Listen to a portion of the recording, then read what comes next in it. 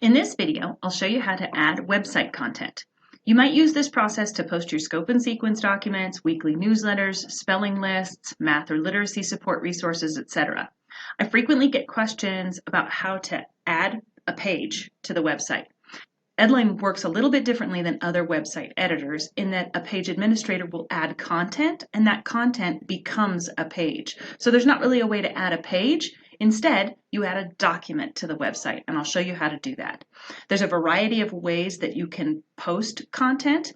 It's helpful to think about content as items that can be viewed through a web browser. This includes any content that's actually created on Edline, such as an Edline document or a news item. But it also includes things like Google Documents, PDF files, and links to other websites. Content such as Word documents and Excel spreadsheets can be loaded into the website, but because these types of documents can't be viewed in an internet browser, they're going to download rather than be displayed like a web page in a browser. So, for users viewing the website from a tablet or a mobile device, that content that downloads may not be accessible. Let's take a look at the kind of content that can be added. First, I want to show you how to create a new document on Edline from scratch. Edline class pages come with a set of default folders. Let's take a look at those. They are the assignments folder, the class information folder, I added this document, and the tests folder. Most likely, elementary teachers are not going to use the tests or the assignments folder, so let's just delete those right off the bat. Let's work in the class info folder to put content in there. When you're adding content, first think about the organizational structure of your page. So perhaps you'd like to create a folder that has spelling lists in it for the week. Let's do that.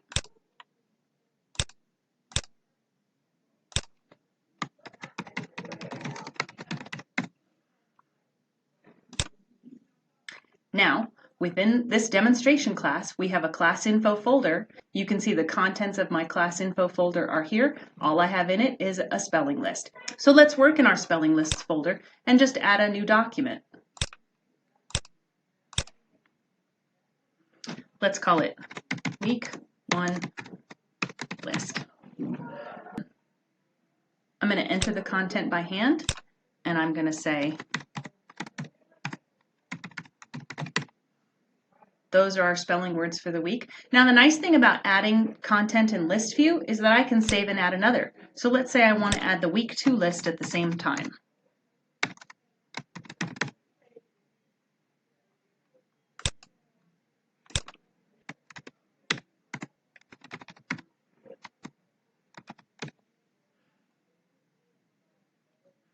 And when I'm done, save and return. Now, in my spelling lists folder, which I can also see that's the folder I'm working in right here, I have my week 1 list and my week 2 list. But we're still in list view, so let's take a look at what that looks like when we're in standard view, or how our users are going to see it. So now we're looking at this same spelling lists folder, but we're in standard view, and we can see that there are the 2 documents. These documents are showing the summary information, which is why you see the words listed below there. Let's take a look at how you could add content right here in standard view instead of going to list view. There's an option to edit in list view right here, but let's just add an item to this box. It's going to be a document page. These are all the same options that are in that pull down when you look in list view. This is going to be a document page, just like we created before. We're going to call it the week 3 list.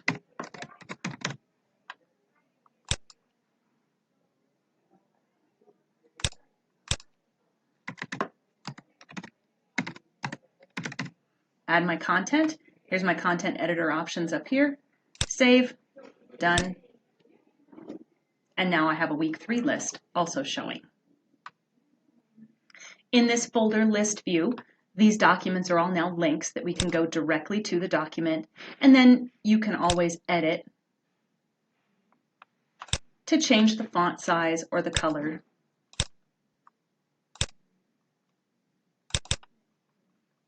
Of those items. Probably, however, you already have your spelling lists completed, and it's something that you probably want to upload, say, as a PDF or a document that you already have.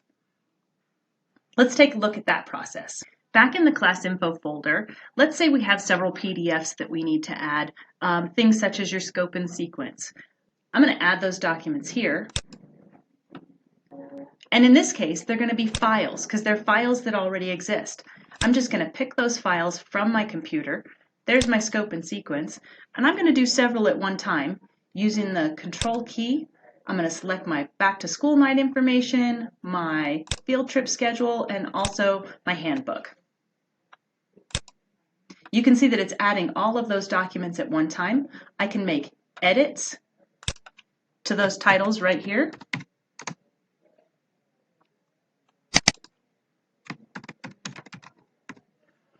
And I can also provide summary information.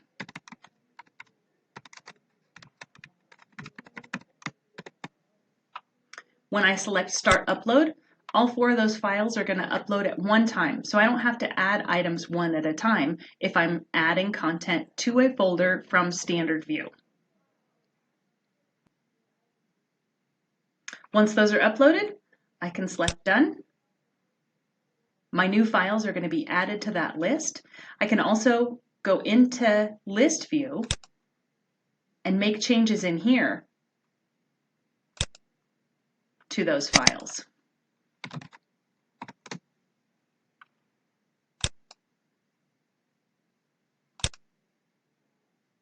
So that's just another way of adding content quickly and easily. These also become links, and you'll see that when I click on something that was a PDF, it's going to open in a new page. Let's go back to our main page for this site. Once you've added the content, you're going to need to design a way for your users to access that content. Right now, the only way to access the new content is to either use the breadcrumbs, that's these up here. There's our class info folder, and here are those items that we've just added, including the spelling lists. The other way for users to access the new content is if they go into List View and view the content there. The better way, however, is to design from your page the navigation menu. I added this earlier in the video about displaying content, so right now we're just going to edit it. For more about the navigation menu, do watch the video about designing the navigation menu. There are some tips and tricks that are going to help you in that tutorial as well. For now, I'm just going to cover some quick changes in the navigation menu to add that new content we just created. So hit the Edit button. I'm going to expand our class info folder. Here's our spelling lists. And I want the handbook displayed as well as the scope and sequence, our back to school night information, and our field trip schedule. And now that I see that displayed out, I kind of think I'd like to do this a little bit differently. So I'm going to put a class info folder there, and then I'm going to use these as flyouts underneath the class info.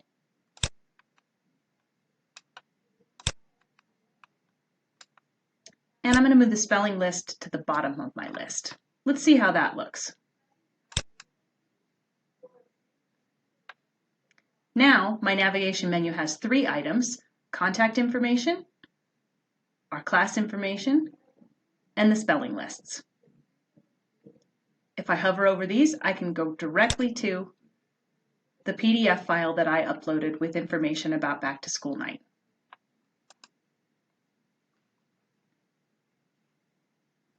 As a best practice, you always want to edit your navigation menu at the top layer of your site. And by that, I mean the highest folder in your structure, or what I sometimes refer to as the main class page, this class page.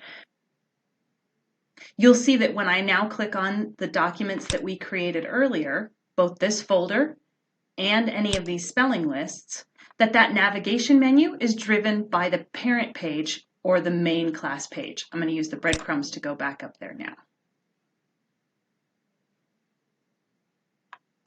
The other kind of content that you may want to add as an elementary teacher is a link to another site.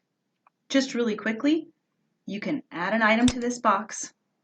We're going to use a custom URL in this case. You're actually creating a document is what I wanted to show here. So let's say we're going to do a link to MobyMax. Here's where we punch in our URL. So I'm just going to come over to this site, quickly grab the URL, drop it in there, and now I've created a link, and I can save and add a second link. Let's say I want to do one to Khan Academy. Again, I'm just going to quickly grab the URL from here, drop it into this space, save and return, and now I have links from my page as well.